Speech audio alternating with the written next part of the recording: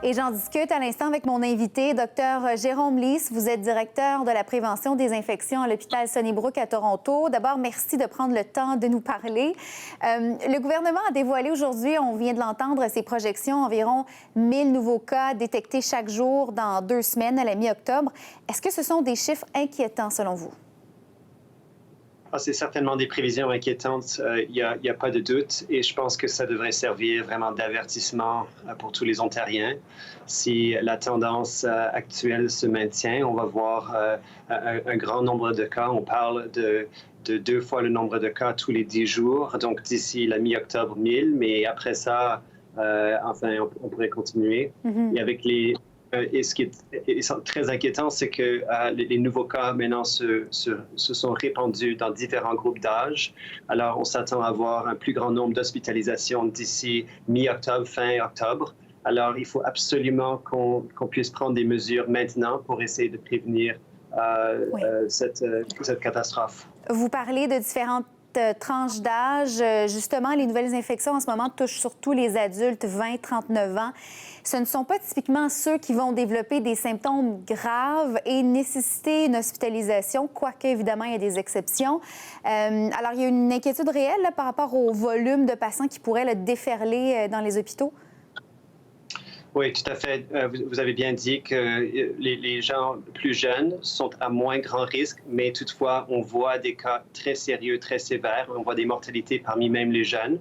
Et ce qu'on constate en ce moment, ce qui est très inquiétant, c'est que les parents, les grands-parents, les personnes très vulnérables maintenant sont en train de développer le COVID et la moyenne d'âge des gens infectés est en train d'augmenter. Ceci va inévitablement entraîner un plus grand nombre d'hospitalisations. C'est juste une question de temps. Alors, le temps d'agir pour essayer de prévenir ces complications, c'est maintenant. Oui.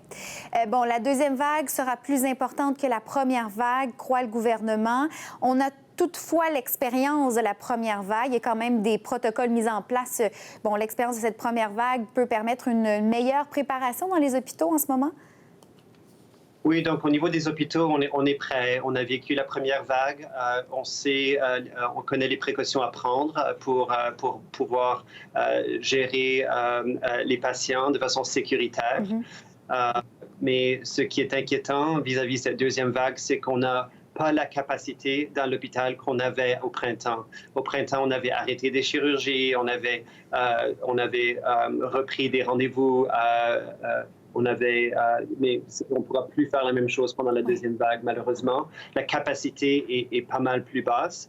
En plus, il y a beaucoup de gens qui ont des symptômes de rhume ou même bientôt de la grippe. Oui. Et c'est des symptômes et c'est des présentations qui peuvent eux aussi être sévères et difficiles à distinguer au COVID. Donc, c'est vraiment une circonstance très différente que ce qu'on a connu au printemps à cet égard.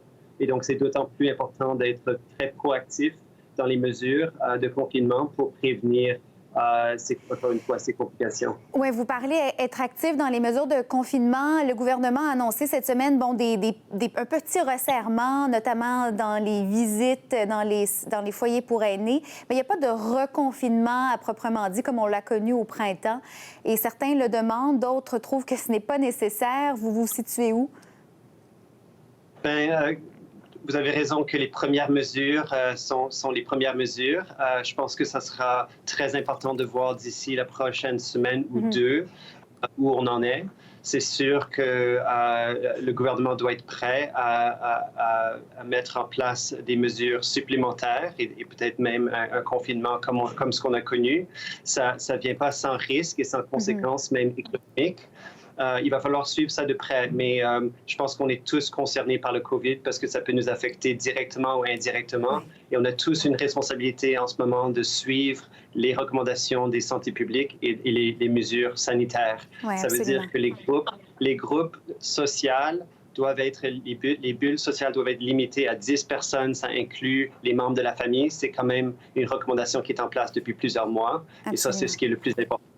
En terminant, j'aimerais vous entendre parce qu'il y a une lettre ouverte qui a été publiée dans un quotidien aujourd'hui. Un groupe de médecins qui demande au gouvernement de ne pas replonger l'Ontario dans un confinement comme on l'a connu au printemps parce que selon eux, il faut prendre en compte les autres problèmes de santé, c'est-à-dire les gens qui ont des problèmes de dépendance, qui vont faire des surdoses, les gens qui attendent un diagnostic de cancer, par exemple. Vous pensez quoi de cette affirmation? Parce que oui, il y a le virus, la COVID, et c'est très, très important, évidemment, mais il y a d'autres problèmes de santé sous-jacents ou des dommages collatéraux qu'on peut appeler. Il n'y a aucun doute, il y a des dommages collatéraux et ce n'est pas des mesures à prendre à la légère, justement. Je pense que c'est un peu tôt pour se prononcer sur ce qui serait approprié, les risques à prendre.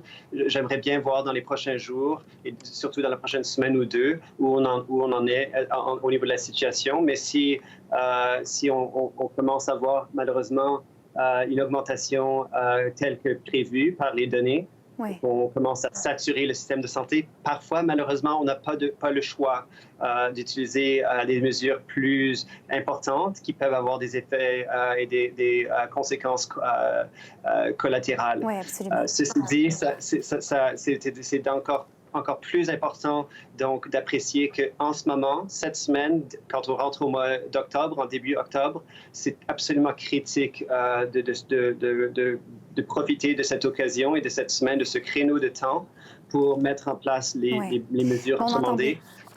On entend bien votre message, c'est-à-dire l'importance de bien respecter les règles en ce moment pour éviter une importante deuxième vague, quoi qu'elle s'annonce importante, mais pour limiter les dégâts. Et on sait que le médecin hygiéniste en chef a dit aujourd'hui que des actions supplémentaires pourraient être à prévoir dans les prochains jours. Donc, on va suivre ça, évidemment. Merci beaucoup d'avoir été des nôtres. Merci, Gabrielle.